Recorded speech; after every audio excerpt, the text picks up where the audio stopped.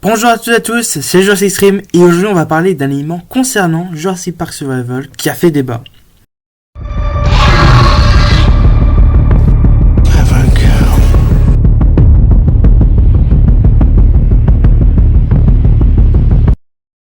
Selon juin marquant le 31e anniversaire de Jurassic Park, le compte de Jurassic Park Survival a envoyé quelques images du jeu et 2 concept art. Plein d'autres informations concernant le jeu sont sorties, mais j'en ai fait une autre vidéo dédiée sur ça. Et c'est une image qui a posé problème aux fans de la saga, et comme je l'ai dit dans la précédente vidéo, c'est le screen avec plusieurs vélociraptors.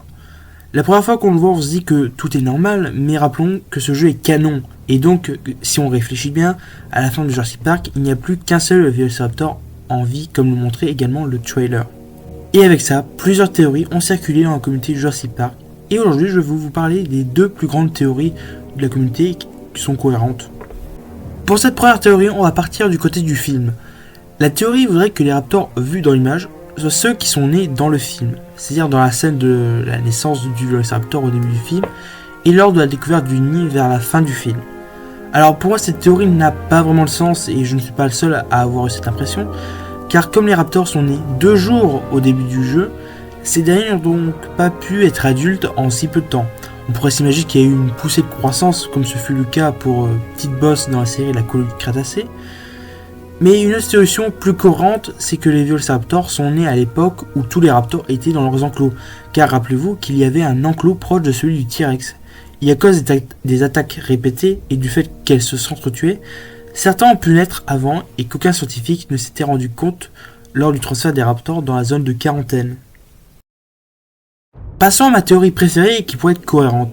C'est le fait que ces raptors proviennent du site B, c'est-à-dire Isla Sorna. En effet, on sait que presque tous les dinosaures d'Isla Nublar viennent d'Isla Sorna, et que ce jour-là, il y avait un transfert. D'après ce que j'ai pu comprendre récemment, c'était ce qui s'est passé pour les raptors de Jurassic Park The Game, un jeu anciennement canon. Dans le jeu, Laura Sorkins a dit que les nouveaux raptors ont été transférés du site B à Nublar pour remplacer le groupe de vélociraptors tués. Si on quitte cette deuxième théorie, en gardant cette base, on peut s'imaginer aussi une opération secrète, auquel très peu d'employés étaient au courant. Mais on peut aussi fusionner les 2 théories, et on pourrait avoir une histoire intéressante. Après, ceci est mon avis. D'ailleurs, n'hésitez pas à partager le vôtre et vos théories en commentaire. J'espère qu'on aura plus d'informations bientôt, même si le jeu devrait finalement sortir en 2026. J'espère que cette vidéo vous a plu, quant à moi, on se dit à la prochaine pour de nouvelles aventures. Merci à tous d'avoir suivi cette vidéo, n'hésitez pas à lâcher un petit pouce bleu, de vous abonner et d'activer la cloche de notification pour ne rien rater des prochaines vidéos. C'était Jurassic Extreme.